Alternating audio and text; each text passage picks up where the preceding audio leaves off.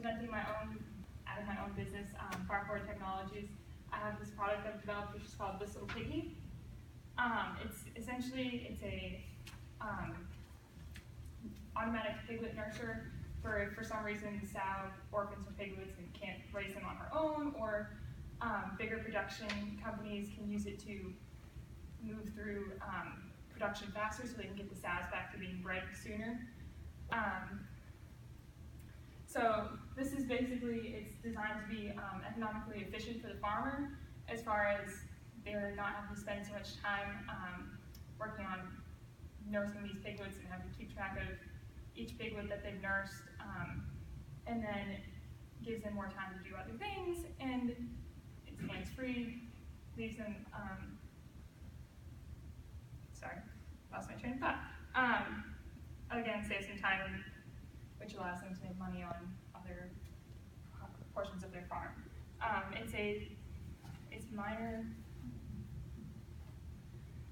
Needs minor setting up. It's essentially you put in the formula and it should be all set for a couple hours, and then you just refill it as needed.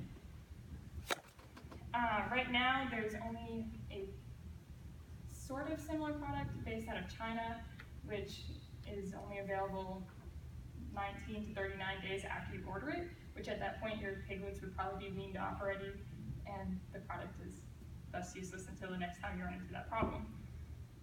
The instructions are also all in Chinese, and it's $149 to have that brought up to the United States. So right now we're just looking to hit swine producers, but there is an idea to bring them to maybe like a shelter or something where they have a litter of puppies that there's no mom there to be feeding them either. For right now though, we're going to focus mostly on the swine producers. And like I said again, there's not anything else on the market that's particularly the same as my design. My design is supposed to be more symbolic of the actual sow with the texture that it's made out of. Right now we're still in research and development, so we haven't decided what that texture is going to be. We're kind of playing around with a couple of different textures just to see, making sure that the piglets aren't going to destroy it and causing more issues. Okay. So right now I've been working with a board of what I call my professionals who are knowledgeable in different fields that relate to my product. As far as I have business professionals who have been helping me figure out my marketing strategies and costs, and then I've also been in touch with pig farmers, producers, to see their thoughts and opinions on it, and actually get a couple of different tips on things the problems that they run into that I could solve using this product. Our projected manufacturing cost right now is $160 with a retail markup of 55%, but that's not including any laboring costs or anything like that. It's just projected because we haven't decided the particular materials that the actual structure is going to be made out of, or like I said, the labor costs, or the belly of the sow where the nipples will be.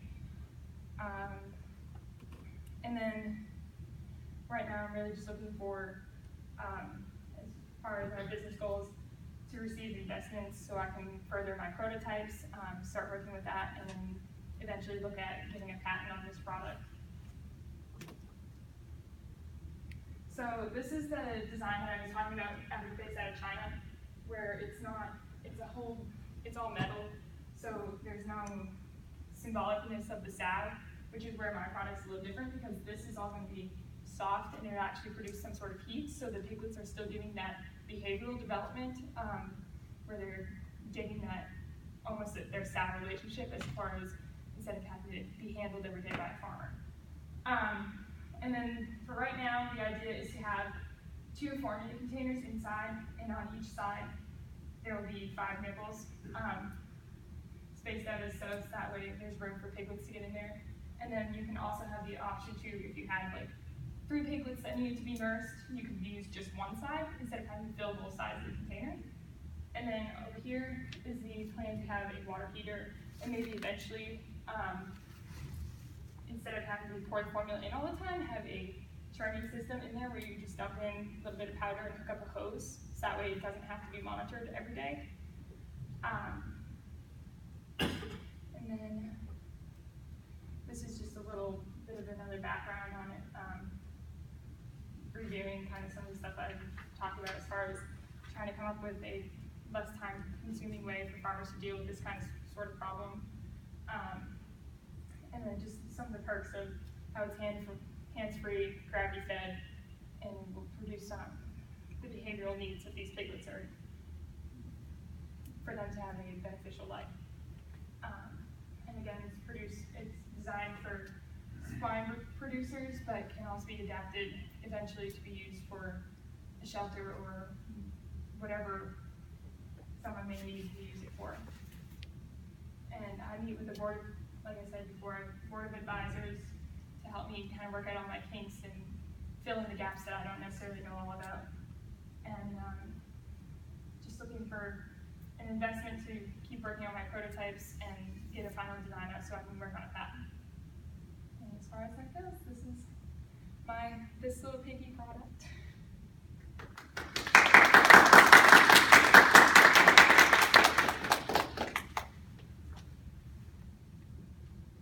Are there any questions? So how are people currently doing it? I mean, is this, like, I know nothing about this. Like, is there usually like a mom pig that replaces that machine currently? Like the little piglets just like nursed that way? So if for some reason these piglets have been orphaned, Okay. it's usually going to be handed to the farmer or producer, whatever, Okay. to go out there and feed these piglets multiple times a day. Within the first week, they get fed pretty much every hour, if not a little bit more than that. And as the weeks go on, they get fed less and less. But it's 6 weeks of having to go out there and bottle feed piglets. And if you have 10 piglets, you have to mark them so you know you've already fed this one and you've got to do this one next. But this is literally when like the mom is not there. Yeah, so there might have been like complications where she passed away during labor, or we've actually, the whole reason I came up with this product is I've been through this before. We had a pig that she didn't want anything to do with her piglets, so we got stuck with a whole litter all ourselves. She was fine, but she didn't want to raise them herself. And then as I developed this product, I realized that there are those big commercial pig farms where they just want to breed those sows back as quickly as they can. So with this product, that gives them the opportunity to still make sure these piglets are getting the nutrients they need without having to handle them all the time, and then get that sow back up in condition so she can be ready for another litter. Well, so how are the big commercial? That's your market, the big commercial ones, not the small mom and pop farmers? Yeah. So how many of those are there in the United States that you're going after? I haven't really just started marketing this product yet. Yeah. Still kind of working out the kinks and such. But I know that as far as these big production companies go, they just want to push hogs out as quickly as they can. Well, so how are they doing it now? They've certainly got a solution now, don't they? I think Is it Chinese box? I don't know. They're not using this. Usually they'll just convert these piglets to a mash sooner than, it's like instead of a grain, it's a moist. Okay. Easier for their stomachs to digest at these young ages, but it's not necessarily has all the nutrients and vitamins and such that they would get through their formulas or their milks or what have you. And this And how is your box better than the Chinese box? I mean, so, I understand the fuzz and the pink and the warm. Is that substantively important, or is that just something for the human beings to feel better about themselves? No, it's important for these piglets to have this relationship to where they're not being connected to a human all the time. They're still learning, not necessarily learning because they can't learn from a box, but still interacting in the same way that a pig would interact, as opposed to being cradled by a human and having a drink from a bottle that way. How come with so you started at 160 as far as what you think your all-in costs landed, I'm assuming, like, and you just marked it up 55%? Is that where you got 356? I'm assuming you didn't start with 356 and work backwards. No, right. So that's where we came up with that number, just after talking with our business professional and listening to how she said that retail is working and such, you want to be able to sell that product and have enough to build another of that product and still have a profit out of that. Understand, I guess my question is, do you think you could work with, hey, this is what we just estimate our cost to be, and then mark it up 55%, or do you think looking to see what a retail price point makes sense, and working backwards and say, okay, we need to either, work on, increasing our margins or reduce our costs? Yeah, so definitely I think that this product is going to vary on price, but this was just what we had kind of come up with as a So this is baseline. very preliminary. Yeah. Just that way we could say that, this is what we expect it to be for, but we haven't come up with an official price as far as what we would market it at, because we haven't finished deciding what the material is going to be.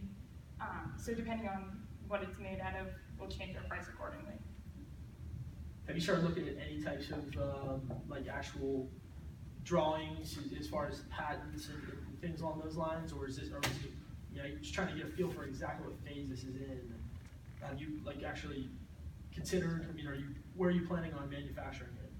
I haven't decided on where the manufacturing is done yet. I've been really focusing on the design itself and deciding those important details of what kind of materials it would need to be made out of, because I think that's really important before deciding where it's going to be manufactured at. Is it anything more than a drawing though at this point? Not at this point in time, Okay. no, sir. You know how much a patent cost to usually get issued? Yeah, I'm looking at that. That's pretty expensive. I think the ones that we've been looking at right now to just get our patent pending are around $500 to $600. Well, I just got a patent issued, Mhm. and it can be exponentially more expensive than that. I understand what you're saying. Mhm. As far as the starting point, but my patent cost about 20 grand, so I think it can certainly go up cost-wise. Yeah.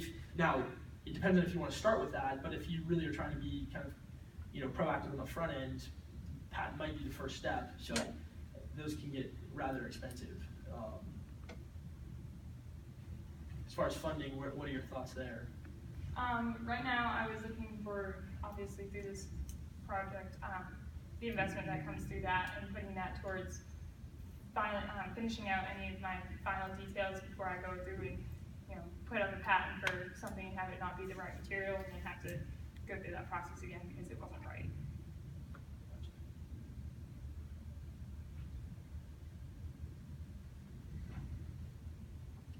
All right, so in your design phase that you're at, do you have any low amount sensor alarms? Do you have clog detectors?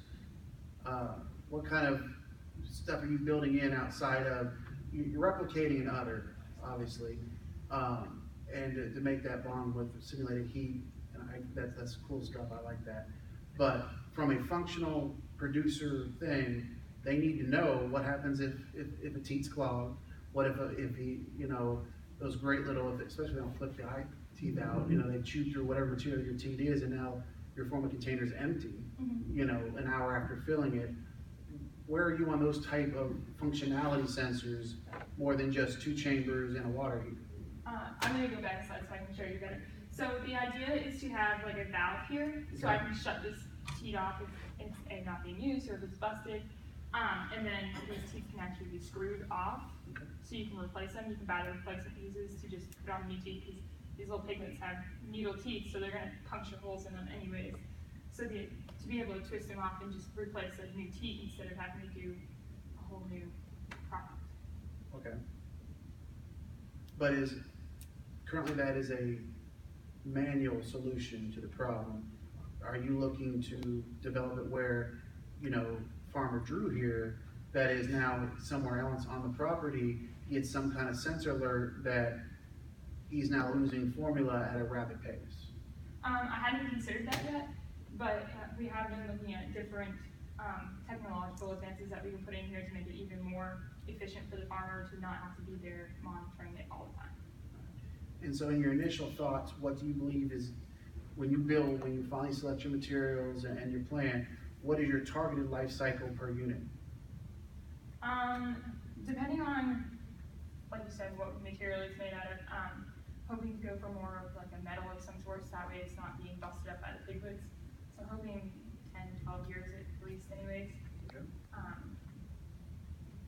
But that again depends on what it's made of. And then so with your stated profit margin of whatever your individual costs are going to be, and then you got a manufacturing, and then you just kind of set 55% markup to get to your retail, do you still believe within using the 55%, not so much the hard numbers that you gave, you can account for your needs of marketing, your tech support that you're gonna need on these units, the labor, if you're not gonna do it yourself, or you don't have, voluntold family members to do it or friends, salaries of those people, do you feel 55% as the markup figure is gonna cover all these costs that you've yet to account for when you've set a retail price? No, I don't expect that to cover those costs, but for the beginning of this product and just getting an idea out there and seeing if there's interest in this product, I think that the 55% is at least enough to get me started, and then from there decide, where prices need to be cut, how we can save on building the product itself, and going that route. That's fair. And so, backing it to the intrinsic value of this idea, this really cool idea that you've had, what percent in labor and hours is this going to save a typical swine producer? So you'll be able to, on your marketing materials, when you're selling this, or your sales team as this grows and goes nationwide, what can you say by buying My Little Piggy, I'm going to save you X% of labor hours? What's that number? So within the first week, it's 157 hours that you're going to be saving. That's per piglet. By the end of the 6 weeks cycle, you're saving roughly 2,000 hours. Based per on piglet. what? Hand feeding the pigs? Yeah, But your customers aren't hand feeding, they're using the mush, you said. right, but that's again not giving them the nutrients that they need, nor But there's not 167 hours you're saving. right. So then how much money are you saving them? Actually, the customers you're going to sell it to, not the ones you just told them. Could you repeat that again? Sorry. Well, 167 hours you're saving them is predicated on hand feeding these pigs. Mhm. But the big commercial farms, which is your target market, which you've already said, aren't hand feeding pigs. Right. So So it doesn't make sense. so it's giving these piglets a better start to their life, so the first 6 weeks is essentially the most important time. So that's how you want to frame it. When someone asks you that question, that's how you want to frame it then. How much is that better start worth? Okay. Does that mean a pig is heavier by the time it's time to sell it? I imagine that's Are yes. you reading my next point? Go for it. Well, No, go for it. well, so do you see what I mean? Yes, sir. So that's the number you gotta know, because then you can charge for that. Times 12, because this thing lasts 12 years. That's gonna be a lot more than $300. Mhm. But anyway, that's all my point. If that's your bullet point, that's your bullet point. No, but the next thing is whether you're going that route to market it to those that might be hand feeding, which isn't gonna be a big commercial, might be a smaller operation. But the next percentage thing in your sales pitch you need to be is, by using My Little Piggy, what percent increase in carcass weight are you gonna get? Well, that's Because carcass weight? carcass weight. Alright. Because at the end of the day, that's what they care about. Right. That's what they're getting paid on. And so they need to know, like, what's that great start? The higher nutrition versus the wet mush, how does that translate into carcass weight? Because then they can bank it on the fact, here's my ROI. Yeah. By investing in 15 of these machines, I will make my money back in 2 years, 5 years. Mhm. If you give these last 10 years, you wanna have at least a break even of half the life cycle.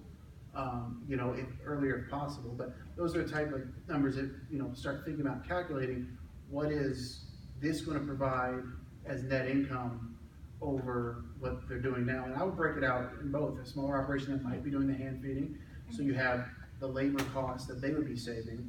And if you're in a bigger operation that's just going quicker to the wet mush, what is that good start worth? What does it translate to in actual carcass? A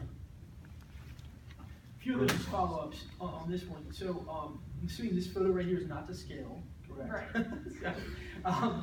That said, that's why I was saying, the landed, cost, because when I look at that, if you're feeding essentially, even if they're small little piglets, a machine like that, I would imagine, would be pretty large and pretty heavy, right? Yeah. So, shipping costs for something, to include that in $160, I would imagine it'd have to be $30, $40, right, to ship something like that? I'm just using very rough numbers. My point is that really eats into your overall cost, if that's really where you think it is. So I think that's a huge important factor to keep in mind. But honestly, when I think of this, from a commercial perspective, this almost seems like really like a commercial machine, to where you almost could, if that's your target market, looking almost like at the number of hours you could get out of this machine.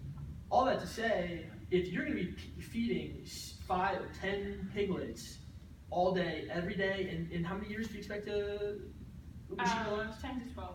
10 to 12 Depending years? on, yeah, depending So on. $350 almost seems like a joke. Like Yeah. it should be 10x that, honestly. So I mean, if you're talking about a machine that's going to feed 10 piglets every day for 10 to 12 years, that thing should be thousands of dollars. Wouldn't you think? I mean, because my point is, what you're paying for is the life of a product that you're depreciating. I mean, $350 seems extremely low. That's like a consumer grade product. Okay. To that end, though, I guess my question is, if you are going to have kind of a product around that price point, are you planning on mixing the formula in there as well, or just that's a distribution center? As of right now, if the product were to go out, it would not be Okay. having any sort of mixing in there. That was just a kind of side thought that we had come up with Sure. last minute as another way to kind of save this farmer some extra time and not have to worry about milk spoiling or anything like that. That was a problem, was deciding, how long can you actually keep, how much milk can you put in here, and how long can it keep good before it's going to spoil, because even though it's formula, it still Right. spoils. So you would be using like a powder, or you'd be using actual milk? This product is actually, that's kind of cool about it, is it doesn't matter what you're using. Okay. So organic farmers would sometimes use whole cow's milk and just take that. Gotcha. Whereas sometimes a smaller scale operation might just go run up to Track Supply, grab a bag of formula and use that. So we tried to be really flexible with what could actually go in there. So as it relates to the product, both my kids just randomly happened to be adopted. So we obviously were having to bottle feed both the kids, and they make like a Keurig for bottle feeding essentially, and you put the mix in the top, and then you heat up the water, and it's supposed to do it. We bought 5 of them, took them all back, because what he was talking about earlier, the clogging, where it just doesn't mix real well. So I think whether you do or whether you don't, I think that's a really important factor, especially in a huge machine like this.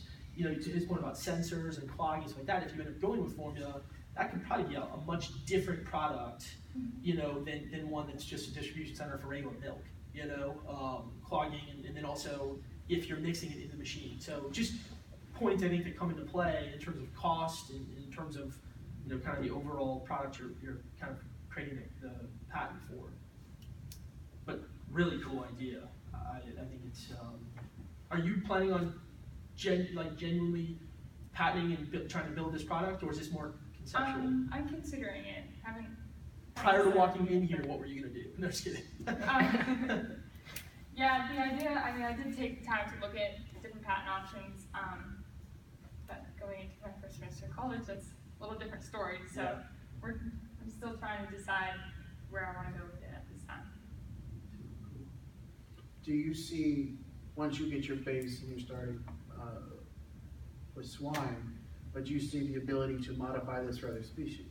Yeah, so like I had talked about earlier, just bringing it even into a shelter where there's been an abandoned litter of puppies or kittens or whatever, being able to, with these twist-on teats, being able to put on a different size nipple for various sizes and species of animals.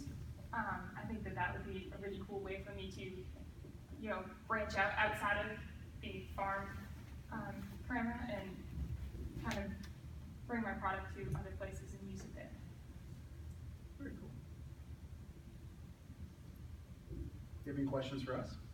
I was actually kind of wondering if any of you had an idea I've been struggling with trying to figure out what kind of material to use on this outside part here, where this is supposed to be symbolic of the actual sow's abdomen, just because I worry about, like I said before, these little needle teeth. Don't want to have them, bite on this and rip through it, and well, then you have to replace that, and that's going to be a pain. I love that answer, because I did nothing about nipples. Not so much the nipple itself, but this outer material. I've been considering either a silicone or a rubber, but the point of this area here is supposed to be like a water. This is all going to be filled with water, and then this water heater is going to heat that. so it makes this area warm. That's So cool. the piglets can nuzzle up to that, and that's another part of the whole behavioral part of it, is that way these piglets are laying next to this warm body, instead of having to power a heat lamp. How do you clean it? Is that an issue? These formula containers actually. No, I like mean the that. skin, and so Oh. I like this because you can take some stuff and clean it off. I don't know how animals work, but I imagine there's skin diseases and you got people rubbing up against stuff, and then new people rub up against it, you know. Yeah, Things I mean. as long as it's like, I understand what you're trying to say.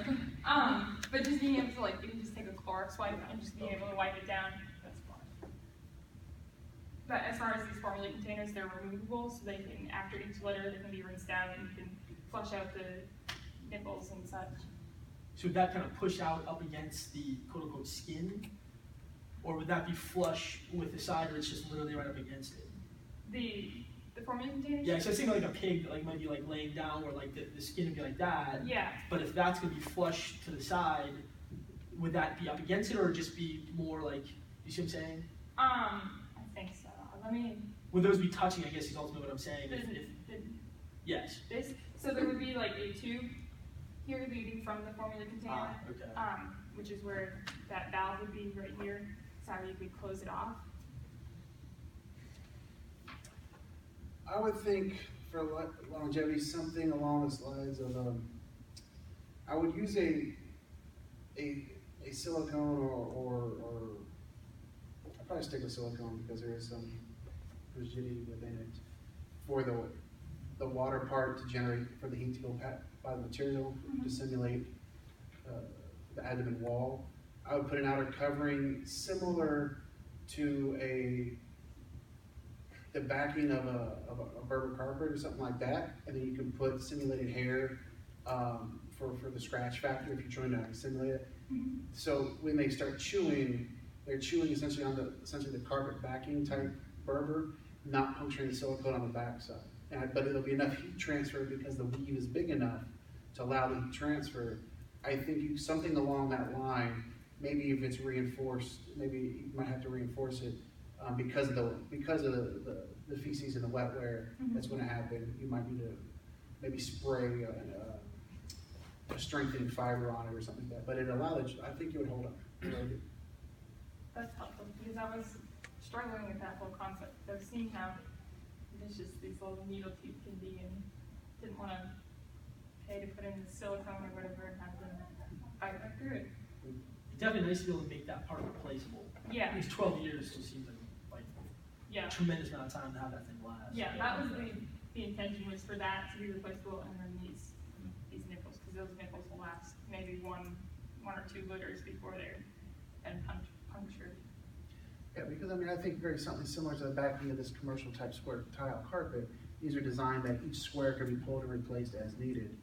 I think something similar with that type of backing, I still think you might have to find some way to strengthen it a little bit on the backside because of the wet environment that carpet normally doesn't go through. But I think it would allow the heat transfer and it hold up, and it would be easily replaced. You would buy, you would sell, as a replacement at, that material on the cover. Awesome, thank you. Good job. Well, thank you. Thank you.